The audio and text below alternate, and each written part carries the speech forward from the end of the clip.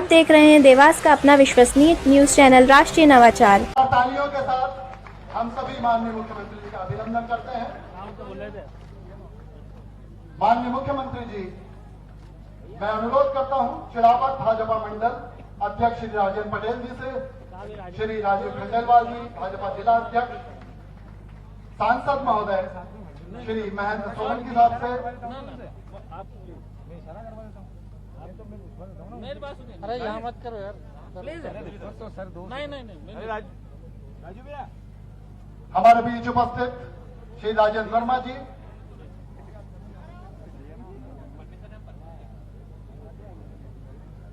श्री दीपक बैरागी जी, श्री राम सोनी जी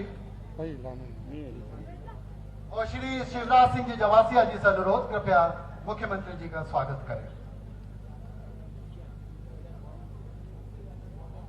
श्री नरेंद्र सिंह जी राजपूत साहब से अनुरोध और हमारे विधायकगण से, श्री गौतम सिंह जी राजपूत विधानसभा प्रभारी हमारे बीच हैं, कृपया मुख्यमंत्री जी का स्वागत करें। श्री नरेंद्र जी पाटीदार मंडल अध्यक्ष श्री नरेंद्र जी पाटीदार, श्री गहलोतिया जी हमारे बीच माननीय मुख्यमंत्री जी का स्वागत करेंगे।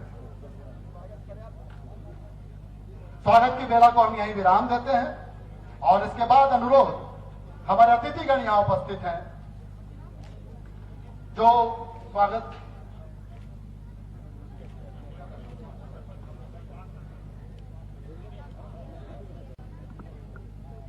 श्री नरेंद्र सिंह जी राजपूत के नेतृत्व में श्री दिलीप सिंह जी राजपूत, श्याम जी राणा, धर्मेंद्र यादव, राहुल व्यास और सोनू धाकर और दिलीप फतनपुर,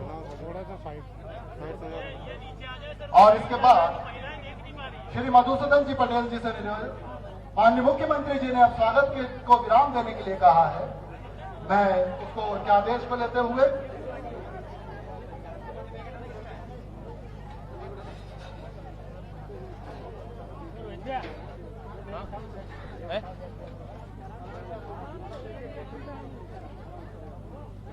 श्री राजेंद्र पटेल के नेतृत्व में तोकुर्द मंडल की टोली है, वो प्रतीक चिन्ह देंगे श्री राजेंद्र वर्मा जी।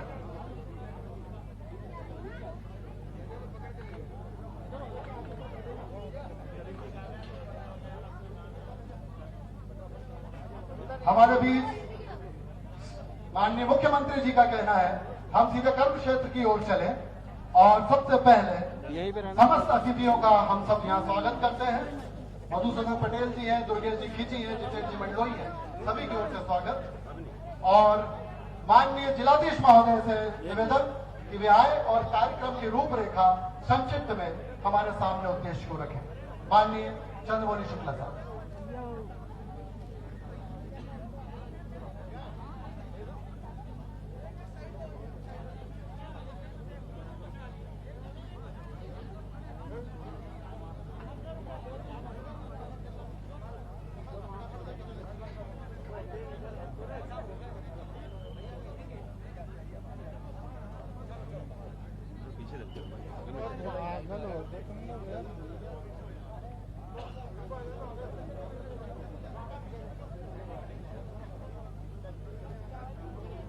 आज के इस महत्वपूर्ण कार्यक्रम में मुख्य अतिथि के रूप में उपस्थित हम सबके आदरणीय माननीय मुख्यमंत्री महोदय, पंचासीन माननीय सांसद महोदय, कोलकाता विधानसभा के पूर्व विधायक श्री राजेंद्र वर्मा जी, भारतीय जनता पार्टी के जिला अध्यक्ष श्री राजीव खंडेलवाल जी एवं मंच पर उपस्थित अन्य अतिथियों का मैं हार्दिक स्वागत करता हूँ। महिलाएं हैं ना, उनको दिखाई दे, इसका ध्यान रखो, बीच में आ जाओ। आज का यह कार्यक्रम आजीविका, रोजगार, फसल विविधीकरण के माध्यम से जिले के आर्थिक विकास एवं एक जिला एक उत्पाद योजना अंतर्गत देवास की विशिष्ट पहचान स्थापित करने में माननीय मुख्यमंत्री जी के मार्गदर्शन से मील का पत्थर साबित होगा। मैं माननीय मुख्यमंत्री महोदय को अवगत कराना चाहूंगा कि मध्य प्रदेश पूरे देश में बांस का दूसरा सबसे बड़ा उत्पादक क्षेत्र है और इसके विस्तारीकरण से स्थानीय रोजगार एवं आर्थिक विकास की अपार संभावनाएं हैं। मध्य प्रदेश की बांस की कटंगा प्रजाति के दुनिया में सर्वाधिक कार्बन घनत्व पाया जाता है।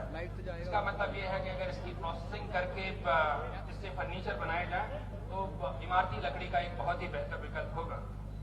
आज देवास में मध्य प्रदेश की कटंगा प्रजाति के बांस से प्रोसेस इंजीनियर बम्बू बोर्ड जाता है उससे फर्नीचर तैयार करके एक्सपोर्ट भी किए जा रहे हैं। माननीय मुख्यमंत्री महोदय ने कुछ जो देवास में फर्नीचर बनाए गए हैं उनका अवलोकन भी किया है।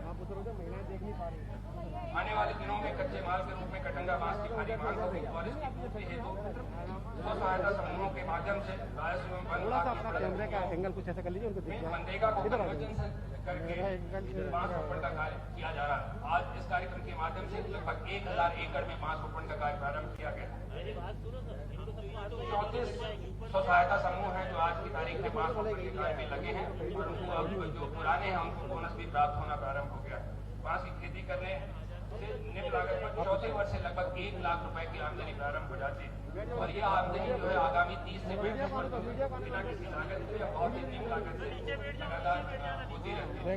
देवास जिले में इसकी व्यवस्था है कि वन विभाग और आर्टिजन कंपनी के द्वारा 20 साल की बाईबैक गारंटी होती है। अगर कोई बांस की खेती करता है तो उसको इस बात की गारंटी है कि अगर 20 बांस तक उसका बांस ₹1.55 किलो में खरीद दिया जाएगा, खेत से काट करके खरीद तक। व्यावसायिक कृषकों को भी सर हमने चिन्हित किया और लगभग 4000 ऐसे कृषक हैं जो निवास के नहीं है पर उनकी जमीनें यहाँ हैं, उनको हम प्रेरित कर रहे हैं कि अपनी जमीनों में बांस लगाएं। जैसा आपका निर्देश है कि फसल का विशुद्धीकरण होना चाहिए, प्राकृतिक खेती होनी चाहिए, उसमें भी काफी लोगों ने सहमति दिखाई है और बांस मिशन के अंतर्गत सब्सिडी देने की योजना भी राज्य सरकार की उनको है।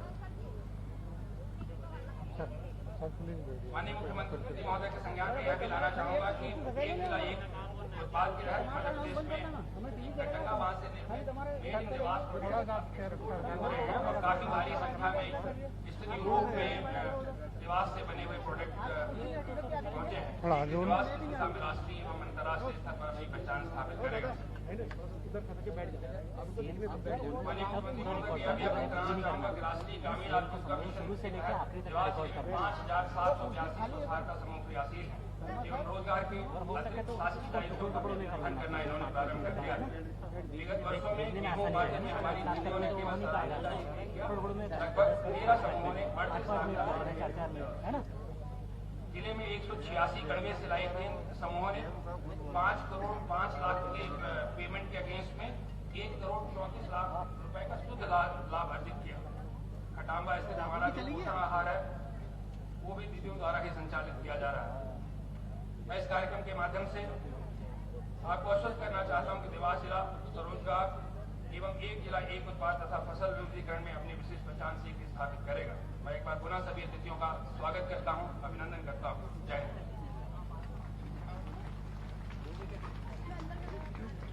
बहुत बहुत धन्यवाद। और अब सोनकच्छ के पूर्व विधायक श्री राजेंद्र जी वर्मा से अनुरोध, कृपया सोनकच्छ की जनता की ओर से और सबकी ओर से अपना उद्बोधन संक्षिप्त में प्रस्तुत करें।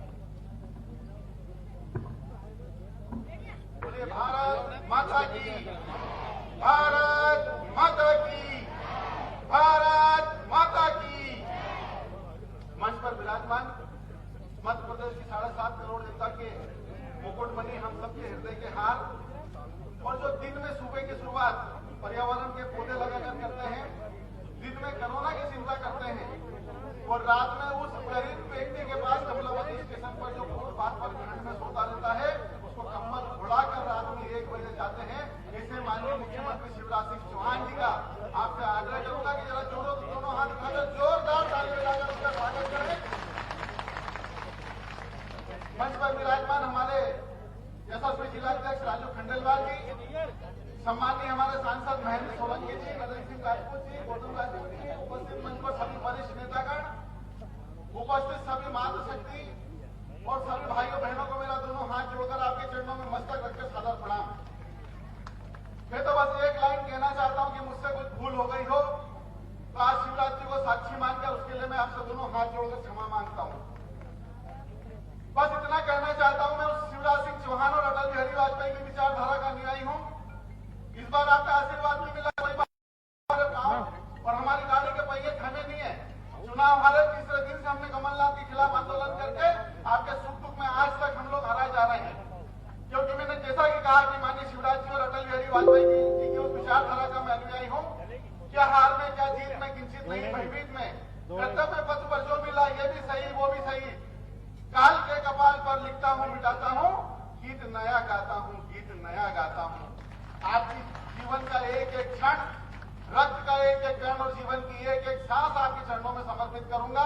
और हमारे आदरणीय शिवराज जी से मेरा आग्रह है कि सोनगंज के विकास का पहिया जो थम गया है, अब आप भी सोनगंज के विधायक और माननीय मुख्यमंत्री हैं, सोनगंज को आप गोद लें और सोनगंज में विकास की ऐसी ही विकास की धारा बढ़ाएं।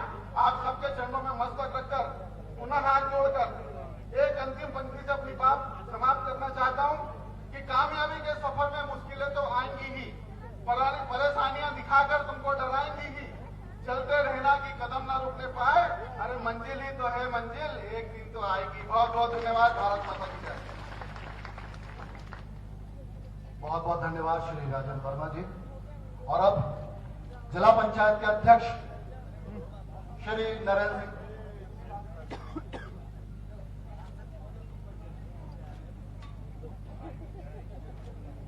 श्री महेंद्र सिंह जी सोलंकी जी का स्वागत करें, सांसद जी का।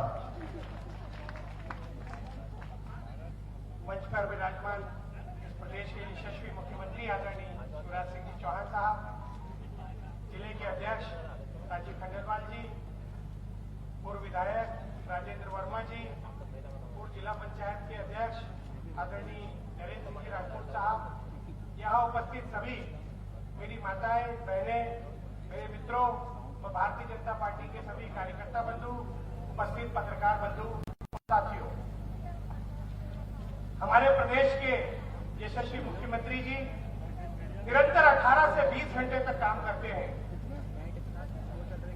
इतना कार्य करने के बाद भी जब संगठन की बात आई तो उन्होंने संगठन के लिए भी समय निकाला और मैं उनका बहुत आभार व्यक्त करता हूं कि उन्होंने संगठन के कार्य के लिए देवास लोकसभा के इस क्षेत्र को चुना।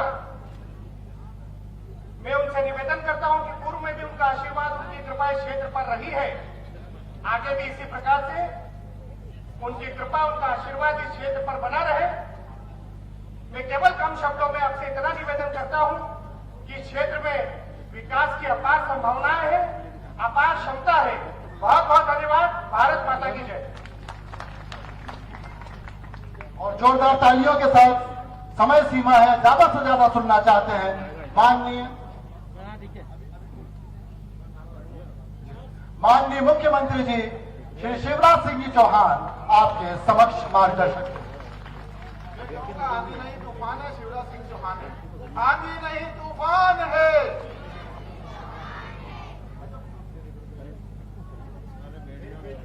पेट के काम नहीं होता, देख लेंगे सब।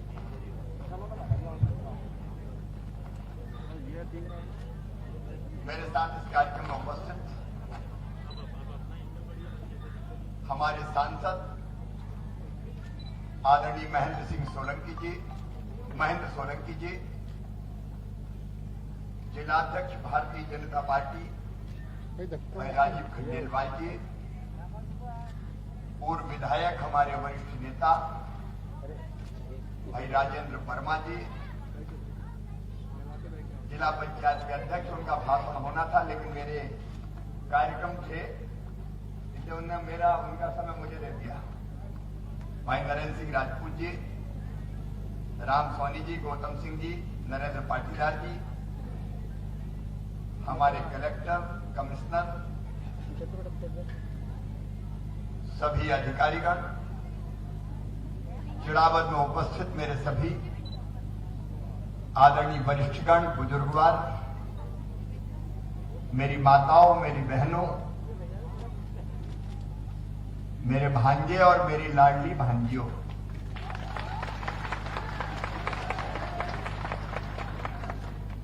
इधर मेरी लाडली लक्ष्मी बेटियां बैठी हैं। इसका मतलब ये नहीं कि भांजे लाडले नहीं है।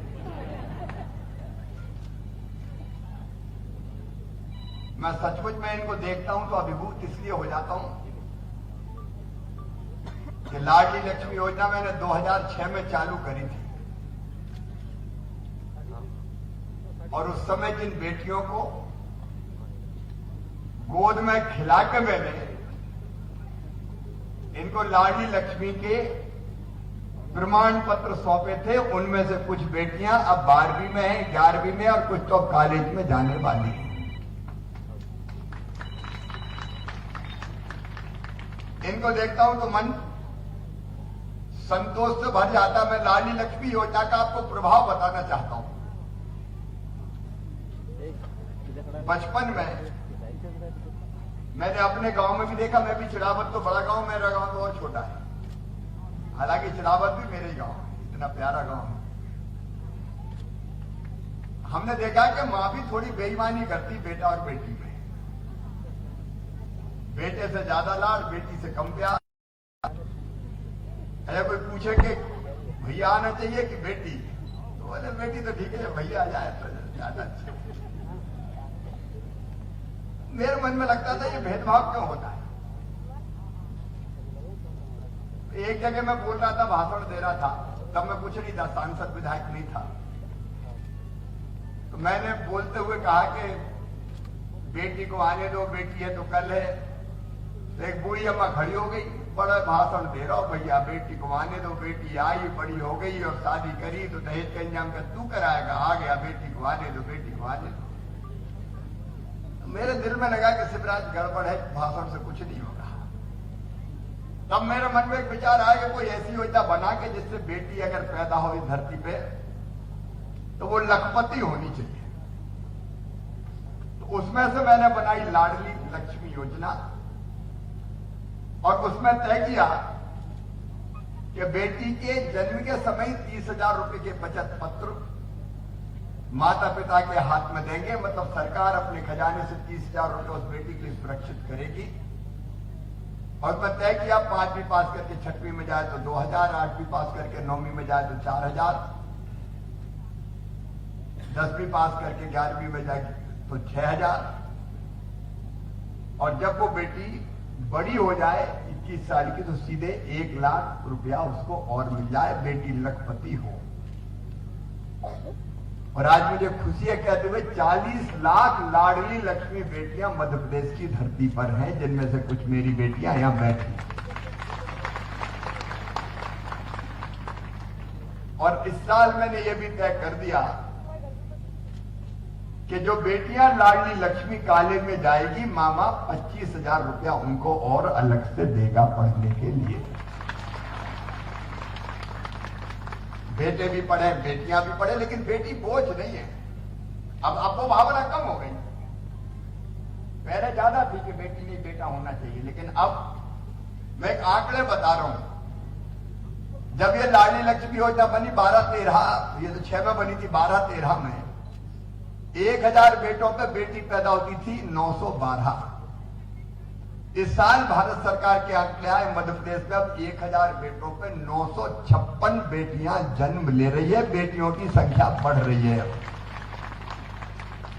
बेटा बेटी बराबर की संख्या में आए तो सृष्टि का चक्र भी चलेगा, नहीं तो सृष्टि का चक्र कैसे चलेगा बताओ आप। और इसलिए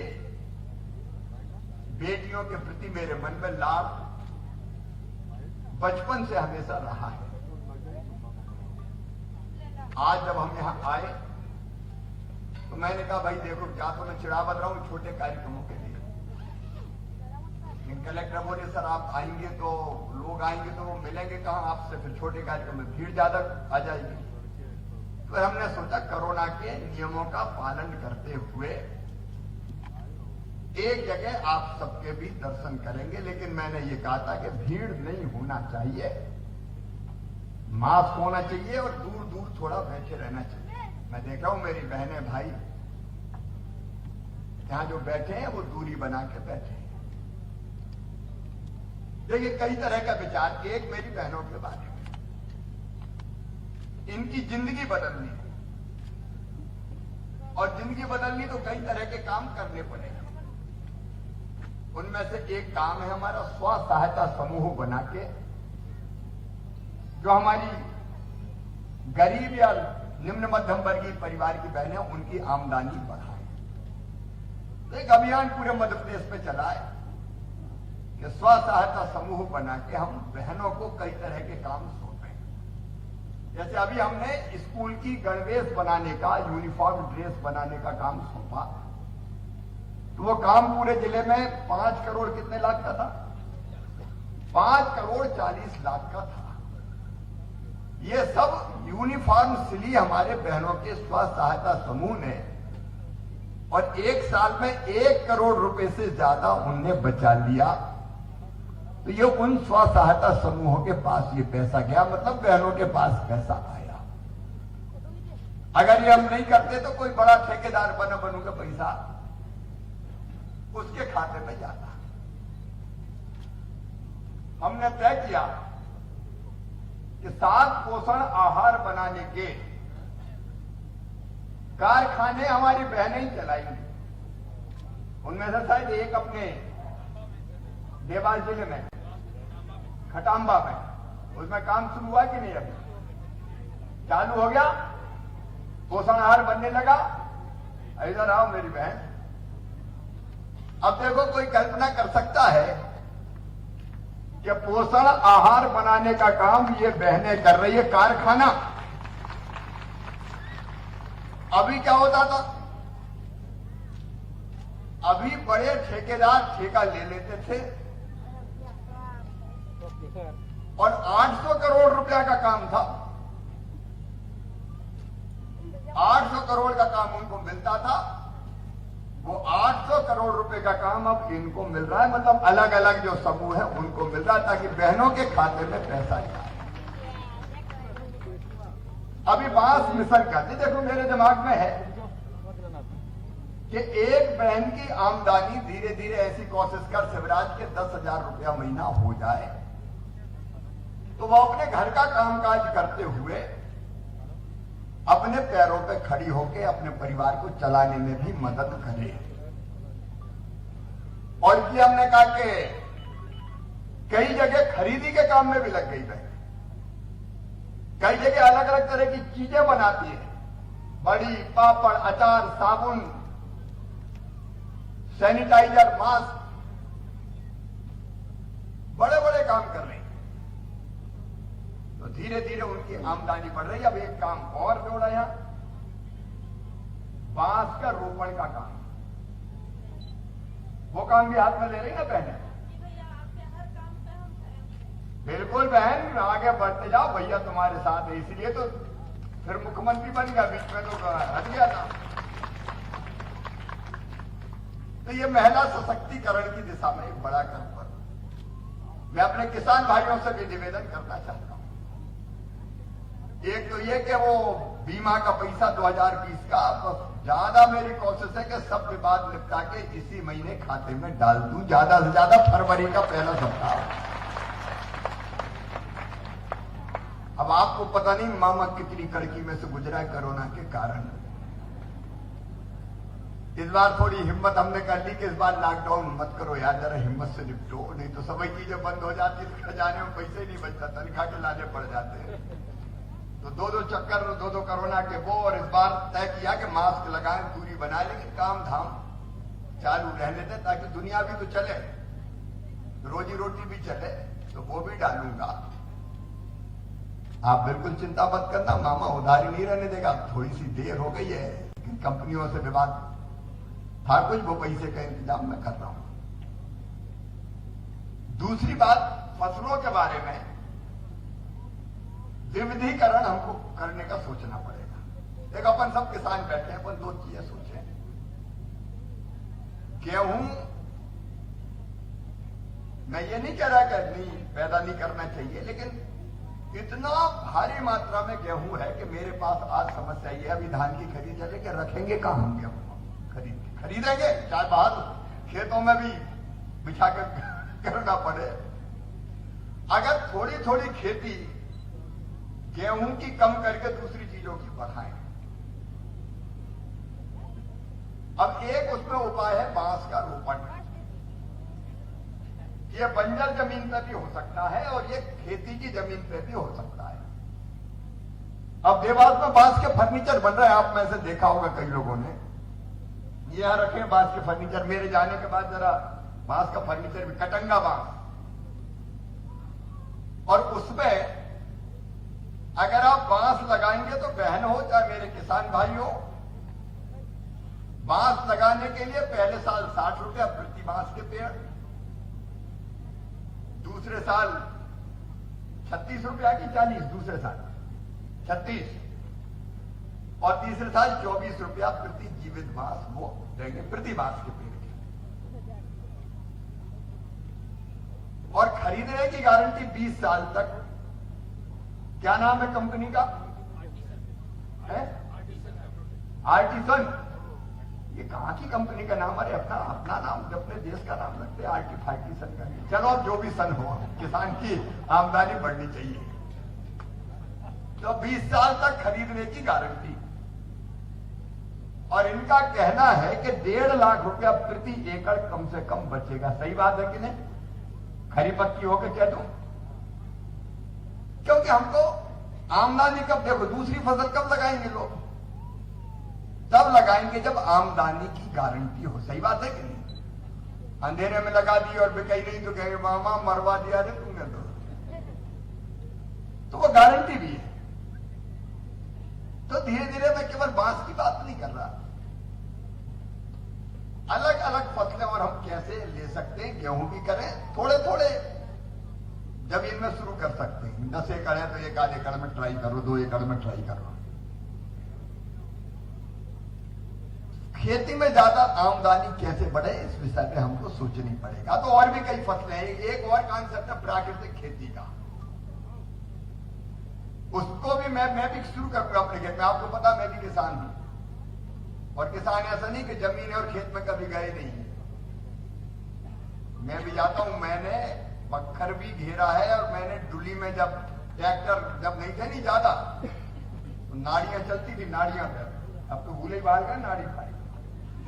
बैलों का भी काम खत्म हो गया, उराई का काम होता था तो उराई का भी किया मैंने, और अभी भी खेतों में जाता हूं। तो हम कैसे आमदनी बढ़ाएं? एक रास्ता प्राकृतिक खेती का है। हमें अभी कोरोना हो गया, नहीं तो मैं गुजरात के राज्यपाल को यहां बुलाने वाला था। वो प्राकृतिक खेती में मास्टर है, और विशेष विधि से बनाई गई गोबर की खाद, गोमूत्र,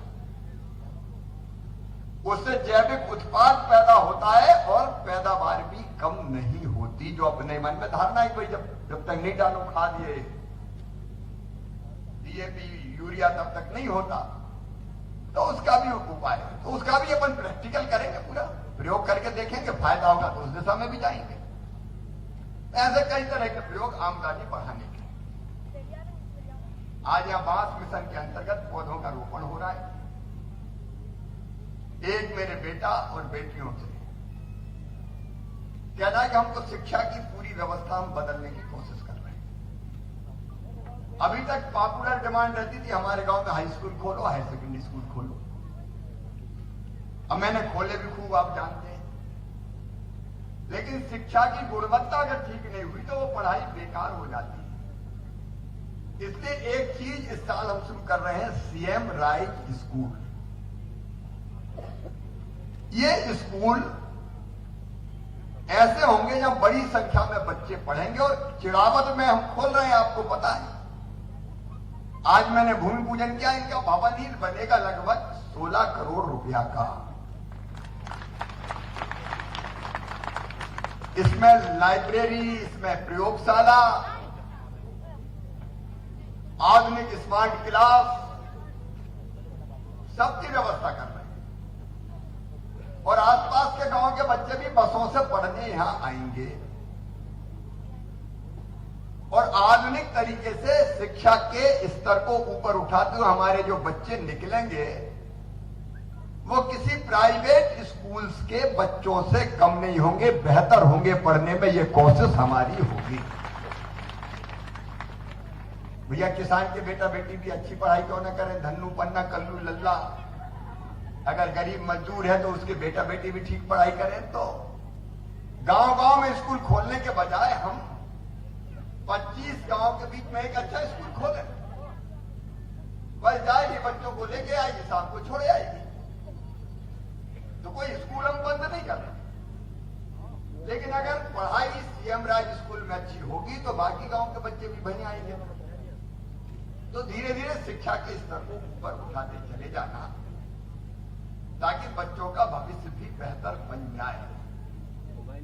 और आज सीएम राइज स्कूल का भी भूमि पूजन किया है।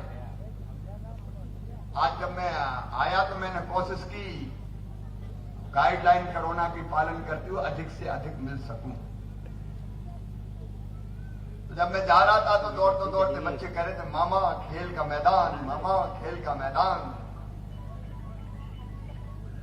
अभी मैंने कलेक्टर से ये कहा है कि जमीन देखें हम,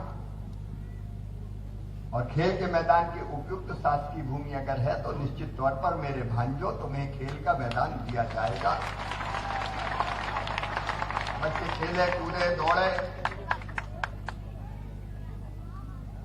ये जरूरी है। अब वो क्या है, आरक्षित है कि अनारक्षित है, जमीन देखना, शासकीय जमीन होनी चाहिए। आज दे नहीं रहे तुम, पीछे से दिलवा रहे हो यार। एक बात और आई कि सेवा सहकारी समिति, कितने गांव हैं इसमें अभी टॉप खुर्द में? टॉप खुर्द में कितने गांव है सेवा सहकारी? टॉप कला की तो 4 गांव की सोसाइटी।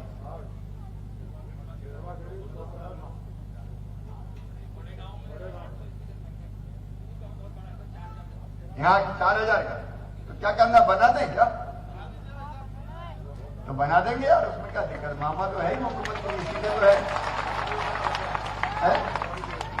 अब टप्पा भी दिया तो सोसाइटी भी देंगे।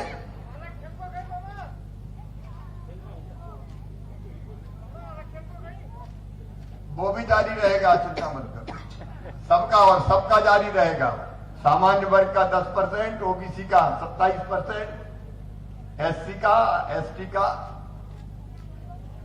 सब समाज को लिए साथ में आगे है बढ़ते जाना। आज आपने जो स्नेह और प्यार दिया, बस मेरी एक प्रार्थना है, एक प्रार्थना मेरी, कि कोविड से हम पूरी गंभीरता से लड़ाई लड़ रहे हैं, इसलिए मास्क लगा के रखें, दूरी बना के रखें, क्योंकि कोविड के रहते हुए, क्योंकि तो बार बार आएगा तो क्या करेंगे, जिंदगी जीना तो छोड़ नहीं दे। और इसलिए कोविड के नियमों का पालन करते हुए अपने जीवन को हम जीने की कोशिश करें। कोविड होगा तो कोविड भी देखेंगे और कोविड के साथ ही जिएंगे। लेकिन अपन ने अगर टीका कौन कौन ने लगवाया, जरा हाथ उठा दो। लगभग सबने लगवाया। क्या 2 डोज कौन कौन ने लगवाया? दोनों, वो भी उठा दो। तो ज्यादातर ने दोनों डोज लगा दिए। अच्छा, 15 से लेकर 17 साल के बेटा बेटियों में कौन कौन ने लगाया, वो भी हाथ उठाओ। अब वो भी जो रह गए उनको लगाना है। कोविड के साथ ही हमको चलना पड़ेगा, तो टीका जरूरी है। और टीके के कारण एक बड़ा फायदा ये हुआ है कि कोविड तो अभी हो रहा है बहुत लोगों को, लेकिन वो इतना घातक नहीं हो रहा कि अस्पताल में भर्ती होना पड़े या गंभीर हालत हो जाए। आमतौर पे वो जल्दी ठीक हो रहा है। और इसलिए आप टीका जरूर लगवा लें जिनने नहीं लगवाया हो, और कोरोना के नियमों का पालन करें। आप सबने स्नेहपूर्वक, आज मुझे भी मिलने में बहुत आनंद आया सबसे। मास्क लगा के मिलना पड़ा। अभी मैं केवल बोल रहा हूं इसलिए मैंने खोला है, मैं फिर लगा लूंगा तुरंत। ये मत समझना कि मुख्यमंत्री लगा नहीं रहा। पत्रकार मित्रों से भी कहना है कि पत्रकारिता करें, लेकिन लगा के रखें। आप सबको बहुत बहुत धन्यवाद। अब मेरा 4 बजे भोपाल में कार्यक्रम है, इसलिए अब मत रोकना, मुझे जाने देना। बहुत बहुत धन्यवाद।